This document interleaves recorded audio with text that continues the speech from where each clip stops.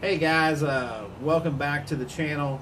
We just wrapped one up, and this is going to be round 3 on flipping cars, and I want to discuss with you something very practical, which is how much profit should you be expecting to make, what does your goal need to be, and what time frame does it need to sell in. Like, in other words, so you can only manage what you can measure. So let's kind of quantify this a little bit and put a little bit of numbers behind it. So Jen, help me out here.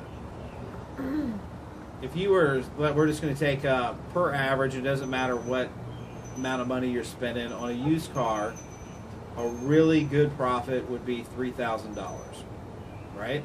Right. How often does that happen? Not very often. Okay.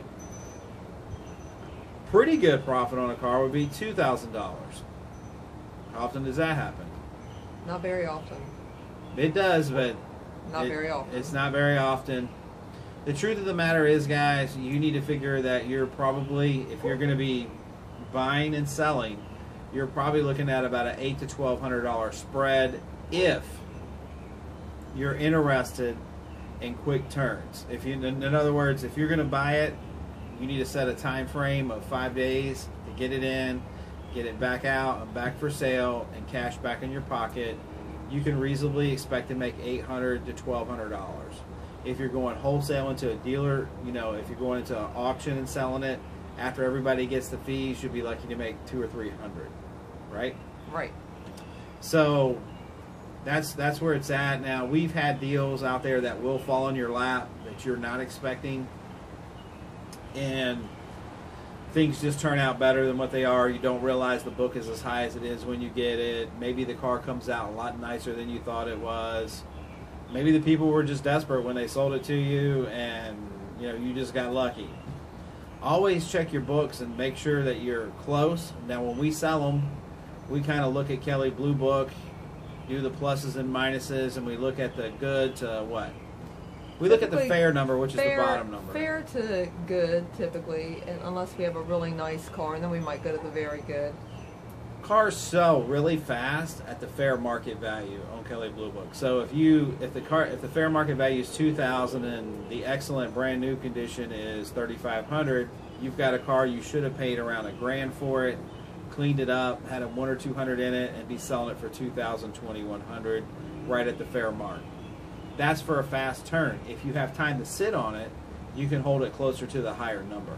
So if you're not worried about selling it really quick, you know, ask another $500 for it. Put it more in the middle. So if it's $2,000 to $3,500, price it for $2,700. How long would they have to sell that?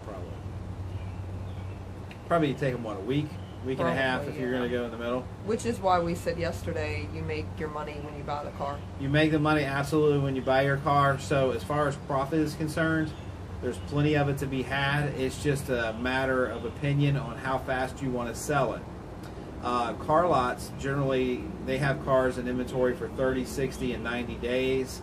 But for a little guy, which these tutorials are for, that's too long. You're not going to be able to maintain any type of income source if you're doing that. Car dealers can get away with it because they're selling a few hundred cars a month, and if one sits, it doesn't really matter, right? Right. So I think that'll pretty much cover it on, will that cover it? I think. Yeah, and let me give you a couple other little tidbits. Generally speaking, your first offer is... Your best offer.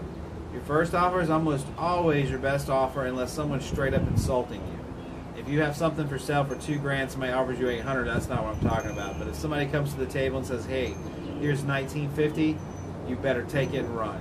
Don't be... everybody's going to want to play just a little bit on a price. Be willing to play a little bit, so give yourself a few hundred there on that. Because time is money. Time is money in this game. So your car, once you pay $1,000 for it, it can only make you $1,000. So if it takes you 3 days to make that $1,000, or if it takes you 30 days to make that $1,000, that's all up to you. And that's where hard work pays off. If you go buy a car and you want to flip it, you better pay attention when you're buying it and buy it down there where you can resell it super fast. And that's a good gauge. If you book a car out at Kelley Blue Book and it's at fair, and these people want more than that for it, it's too much money. So your profit backs down from the fair market value. Based on your sweat equity, that will bring its value back up to fair market, right? Right. Unless for some reason they just don't want it. Is that fair to say? I think so. Yeah. All right, guys. I think that'll handle it for that one. And let's go ahead and talk about what happened yesterday, Jen. Yeah. Why don't we do that? So we pulled out there and we finished our Saturn. And I believe that someone started talking about how much better of a job. You know what? Time out. I'm going to do a Of video course. on this right now real quick because I'm bringing everybody up on this one. Subscribe to us. Support Homefront Hugs. Catch us next video out. Ain't got nothing to do with flipping cars. It's all about who did the better job yesterday. Peace out. Later, guys.